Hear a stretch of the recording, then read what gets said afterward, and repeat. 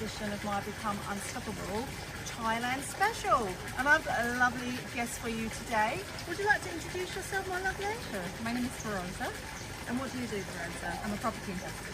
So I help people build better sources of income and build a property portfolio.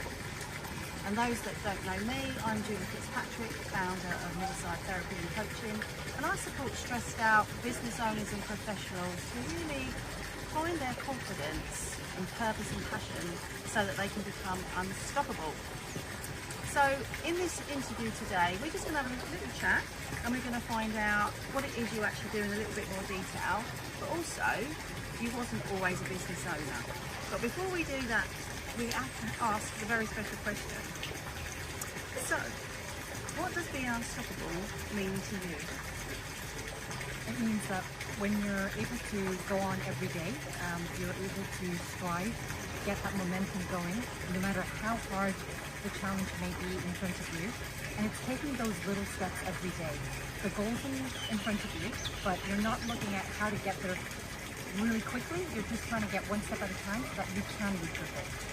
I like that. So, as we were saying, you wasn't always in property. What's a little bit about your background and how did you end up being where you are right now? So I'm originally from Canada, and over the last few years I became a single mom, and I had to, I was working 40 plus hours a week, and I found that I was still struggling financially. And property was something that I've always been wanting to get into. I've had an interest in it from a very young age, and I took that opportunity to start researching and building my own business. So did you ever think you was going to be a business owner?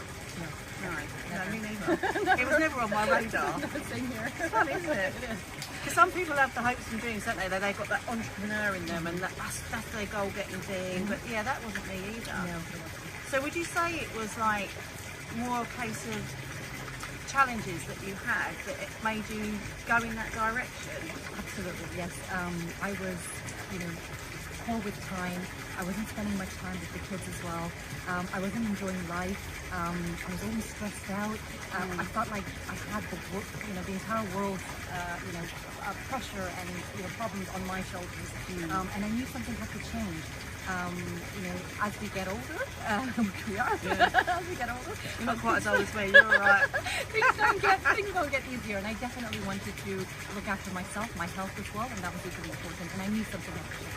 I love that, right? Because that's where I'm trying to install in people myself, right? It's a bit weird, weird. I've got my SelfCare t-shirt on today, but it is actually so true about we have to look after ourselves, don't we? Because if we don't, no one's going to be there to pull, to cut the slack. So it always goes back to that plane analogy, doesn't it? You have to put your mask on first before you can help anybody else. But I don't know about you, or the people that are around you, that is the last thing people do. They will spend money on things that maybe they don't really need, or loads and loads of holidays, or maybe they don't have any money at all, and that obviously that causes those problems. But I found that people will spend money on everything other than themselves. That's so true. I've learned the hard way. For many, many years, I didn't give myself any time. And I started to resent myself. I didn't feel good about myself. And one of the things I recently learned is if you don't look after yourself, you don't have anything to give. Yes. And I felt like an empty vessel that just kept depleting. Actually, the analogy that I use is I feel like a Duracell battery, which is just depleting all the time. Yeah. And I'm just charging myself just a little bit to get through one more day. I like that. I like that. And this Thailand retreat has been absolutely amazing. Yeah. And the more time that I've now started to focus on myself, my children have realized that I've become much more happier, and they've enjoyed my company. So they've seen the changes, and it's a win-win overall. Yeah, and I would say the same in my house as well. Because I spent 35 years in the corporate world, and when I look back on it now, I was quite stressed. And I would be out the house like 12 hours a day at best, travelling up to London, 4 or 5 hours a day. And then you're like coming in, I've got to do dinner, I've got to do this, and then you're just wired, aren't you? And to actually get yourself to that point of being a little bit calm can take a long time. It can. And stress has a huge impact in your life, even on your gut. So the way you eat, and one of the biggest things for me is when I'm stressed, I can't eat. And so I started to lose weight. And then of course your immune system is low, and then it's all the rest. So I needed to look after myself. No point having wealth, but then you don't have your health to enjoy it. Lovely. It was funny actually, in one of the trainings we've been doing, wasn't it? It was about using, sort of coming up with something that helps describe what you do. It's a little bit like, isn't it?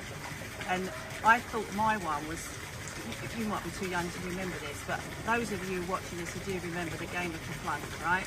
So you've got this big vessel, I suppose, right? And you've got these little sticks, you poke all the sticks in, and then you put the marbles on top, right? Yep.